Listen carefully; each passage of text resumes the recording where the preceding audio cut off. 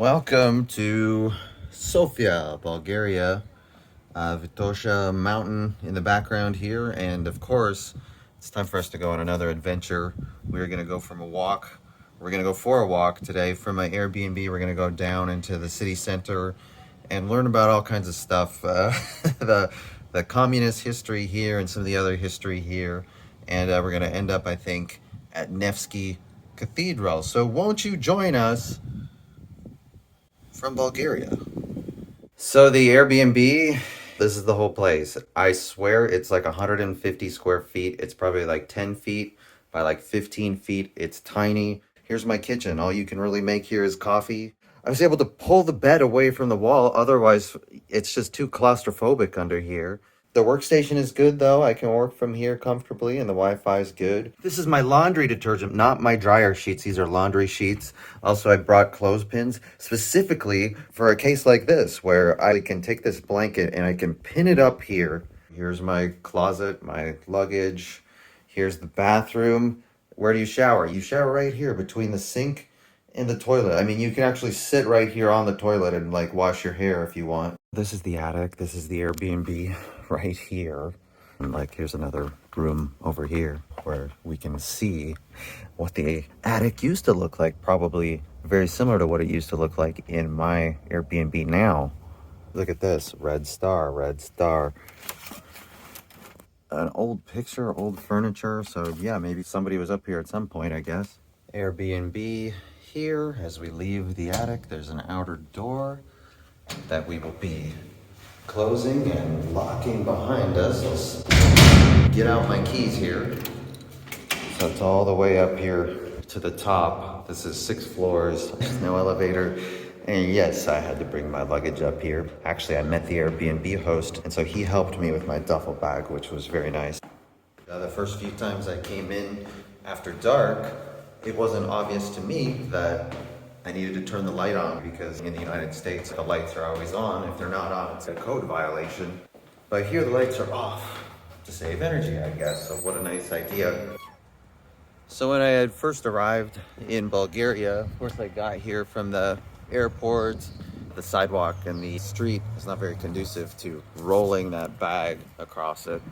I had taken a cab from the airport, so it's not like I had to walk a super long ways, like from a metro stop, and then pull my bags across all of these cobblestones. I was planning on taking the metro from the airport to my neighborhood, but as soon as I got out of the controlled area in the airport, the first person that I saw was a cab driver, an old Ruski, and so we just started talking. I was able to use my Russian. It's kind of broken, but it works. So that was fun for me.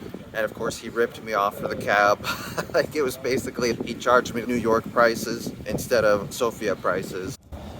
As we're taking a stroll through my neighborhood here, it's interesting, mixture of new next to the old. Some of it's in good shape, some of it's in disrepair. There's a lot of graffiti all over, down on the ground level.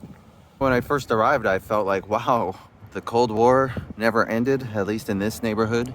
And I just noticed this artwork on the side of the building here, which is pretty interesting, as it's kind of crumbling, and then it says Bulgari Život, so Bulgarian life.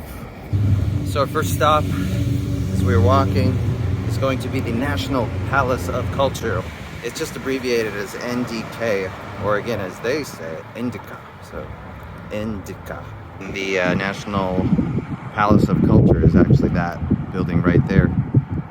If you want to cross the street, you can go that way, or you can go under. Although maybe it'd be safer to cross the street than to walk down these steps. Down in the underground, they do have a Subway. By the way, you can get an egg sandwich there, egg and cheese, any time of the day. Also down here, this is going to be my gym. It's actually kind of small.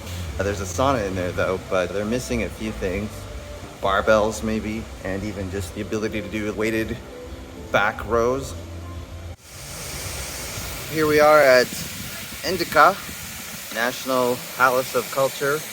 Down below, we have my gym, which was $78 for the month, by the way. So kind of expensive, I felt, especially for Bulgaria. But we have my gym, we have the subway, and we have the actual subway, or metro if you prefer.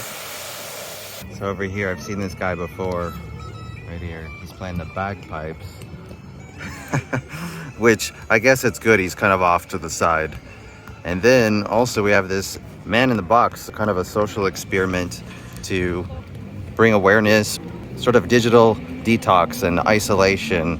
This guy has isolated himself because people often feel isolated when using social media or phones. It's actually a holiday weekend. It's George's Day. Last night they were having a concert here. They were having some festivities. Some people from the military were in attendance. One thing about this building is that it was actually named one of the most useless buildings, if I understand correctly, because it's a huge building and it's rarely ever used.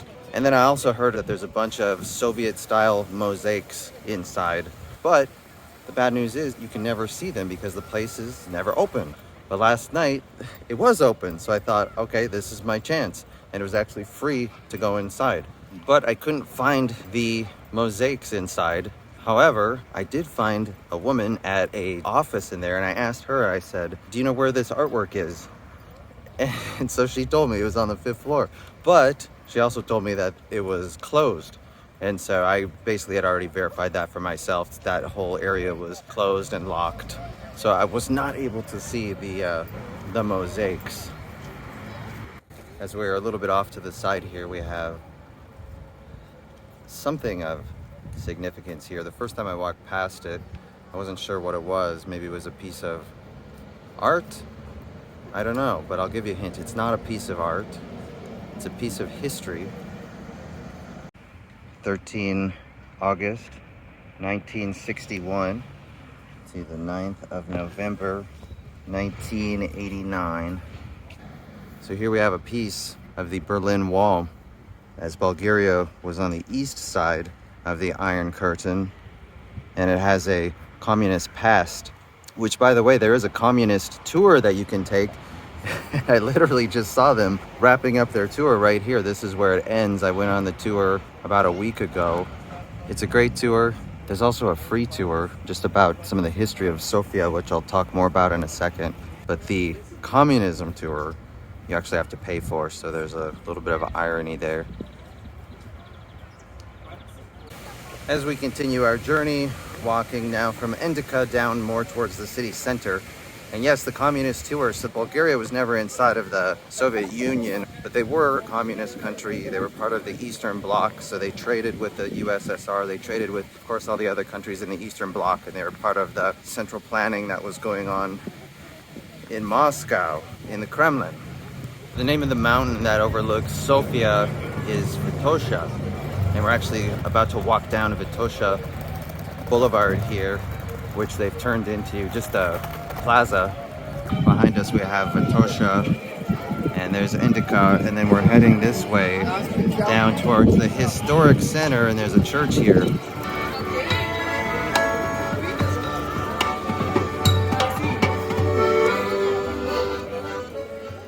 Also in this area, there's a place called the Red Flat. It's a communist flat from the 1980s. All of the furniture is from the 80s. All of the appliances are from that era. And you can pay a small amount. I think it was maybe $6 or $7. And there's a guided audio tour. It takes a little over an hour if you want to listen to all of the audio. And the audio is a story of the people who live there. So what they do, where they work, where they go on vacation, where they went to school. And it also talks about the history at that time and the country at that time and the state of the world at that time. I wanted to mention that Sofia, they say Sofia, they don't say Sophia.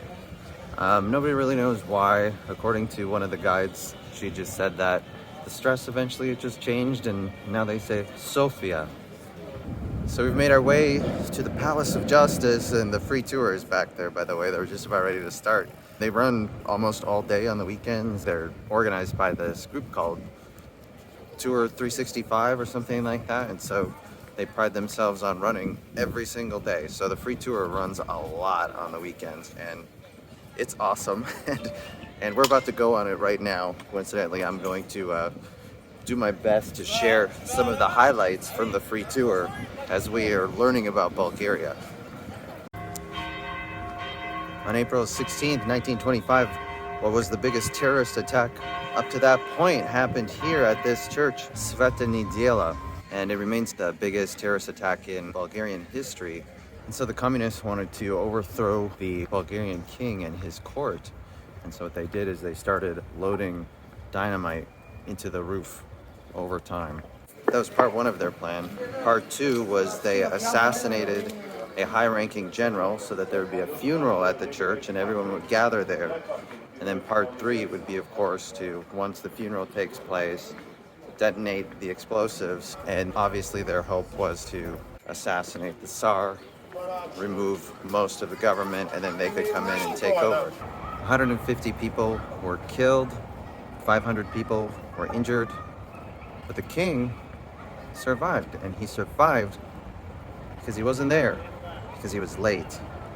And by the way, I believe this was Boris III. So he was late because he was actually at a previous funeral because someone else had died in another failed assassination attempt on his life. So about 2 minutes from Sveta Nedelya, we have a medieval church, which is called Sveta Petka.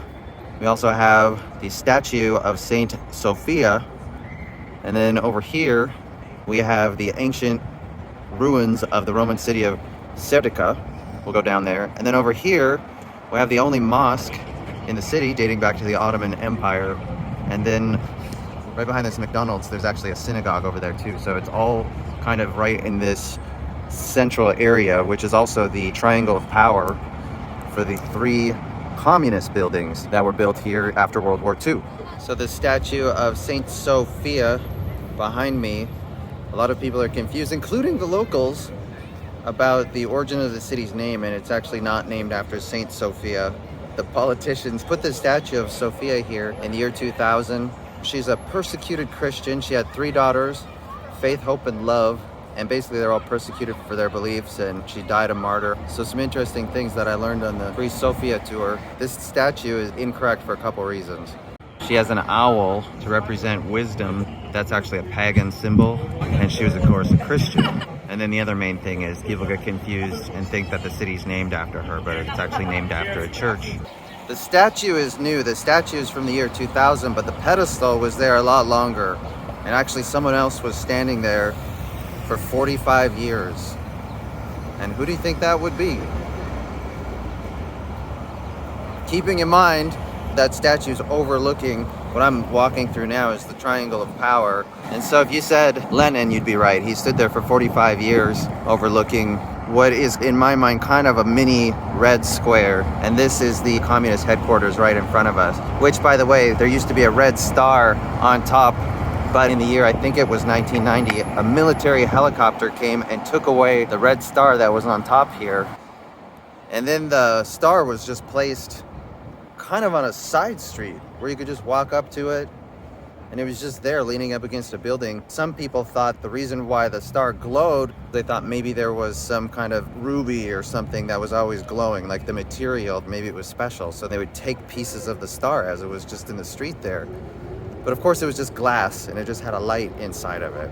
The last part about that star is that it was just on the street until I believe it was the year 2011, and then they took it to the Socialist Museum here in Sofia. I highly recommend coming to Sofia and going on the free tour multiple times. I went on it twice so far, and then going on the communism tour, which by the way, it costs $18, so it's like amazing. And then one other thing about the square here is, so down below we have the metro and we have Roman ruins down there. The ancient city of Serdika is here. During World War II, Bulgaria was on the side of Germany. And so at some point during the war, this area was bombed by the Allies. And after World War II, the communists came in here and they built these massive buildings. No one had really seen buildings of this size, at least in this country. These were probably the biggest buildings here. And that was to symbolize communism is going to last forever. At the end of World War II, Bulgaria switched sides and joined the Allies. And so I think it was in September of 1944, they declared war on Germany. And that same day, Russia, or the Soviet Union, had declared war on Bulgaria. So there was one day where they were at war against everyone. We said that they removed the red star, but they also removed the hammer and sickle. And so if you look closely, you can see where there's a silhouette of a hammer and a sickle. But at the top of this building, you can see that there is a hammer and a sickle. Not in the center. The center, it's been removed. But the man is holding a hammer and the woman is holding a sickle. Here we have the former communist headquarters and the Triangle of Power. Behind here is where the statue of Sofia is. And then here we now have the ancient Roman ruins of the city of Serdika. And they found this when they were trying to excavate for a subway line. Interesting part is that you can see that there's a red line that goes on these stones. And so what they did is they built on top of the ruins. So the original ruins are underneath, and they built on top to help preserve it. And maybe also, I guess, to make it look better. But I think mainly to preserve it. But you can see there's a red line all the way through. So like over there's a red line. And so these bricks on top are very modern. And then beyond the Roman city of Serdika, we then have the mosque dating back to the Ottoman Empire. So a lot of history. Bulgaria was once inside of the Roman Empire, and it was ruled by the Ottomans. And then it's been a free republic 3 times. This is the 3rd Bulgaria. This building here used to be a bathhouse. Now it's a museum. They're actually talking about turning it back into a bathhouse because Sofia has a lot of natural mineral waters here, and that's one reason why the Romans liked the city of Serdika. So I'm gonna take a drink of some of this mineral water. It's a little warm. I've had it before, it's pretty good. As we walk back now through the Triangle of Power, it's a beautiful night. The sun is just setting here. Bulgaria was a member of the Eastern Bloc.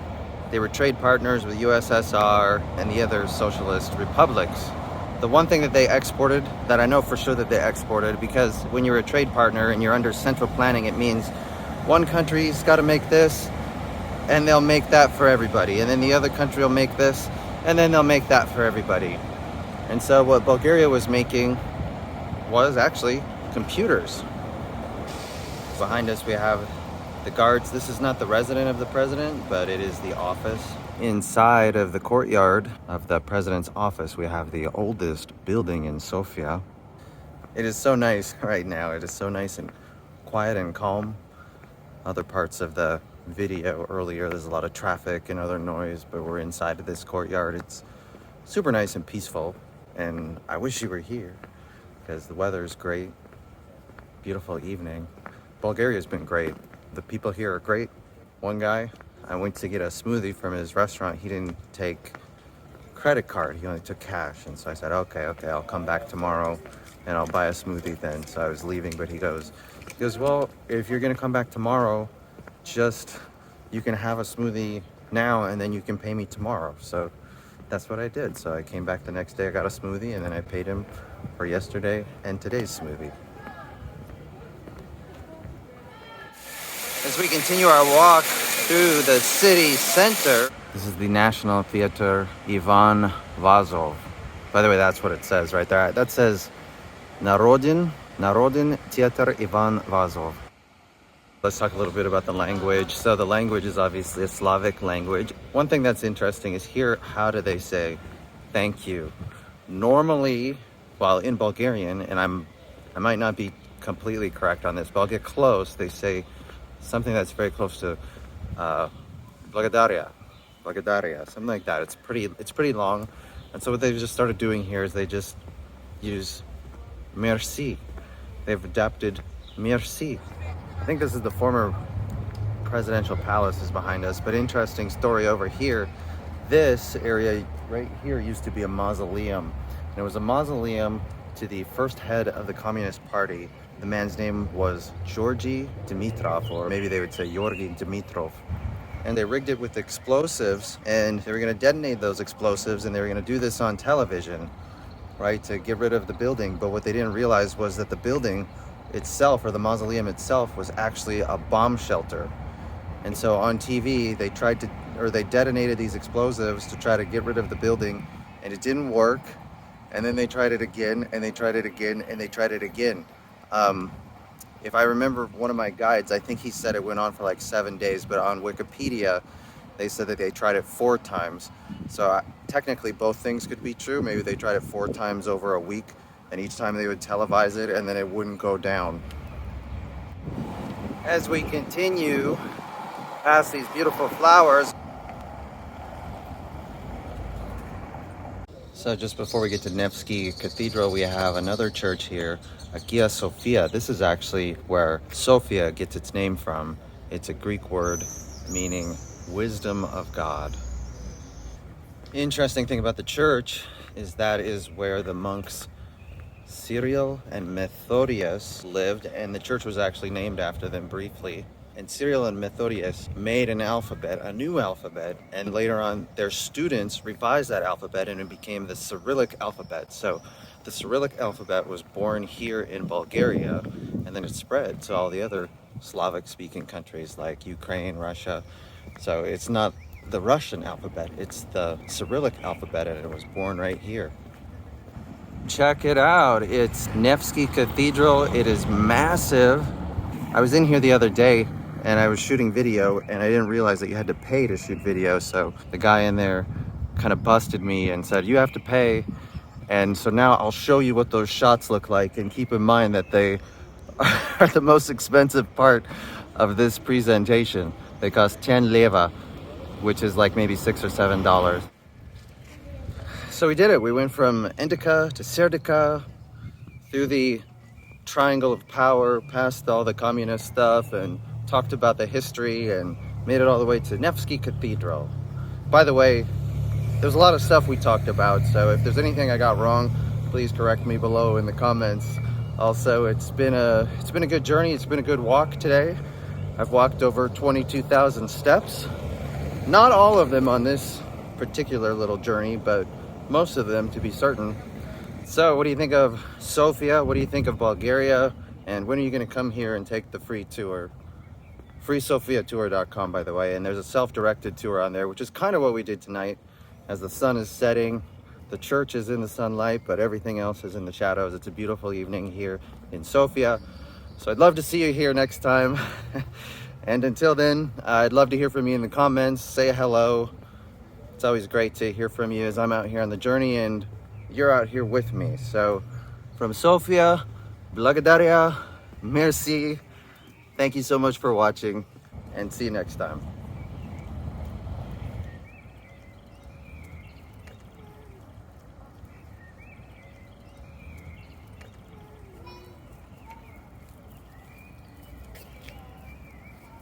So they do have the Bismarck Tavern here, but I've already been to the one in Fargo. I assume it's a franchise, and I've been to the city. So I don't think I need to go.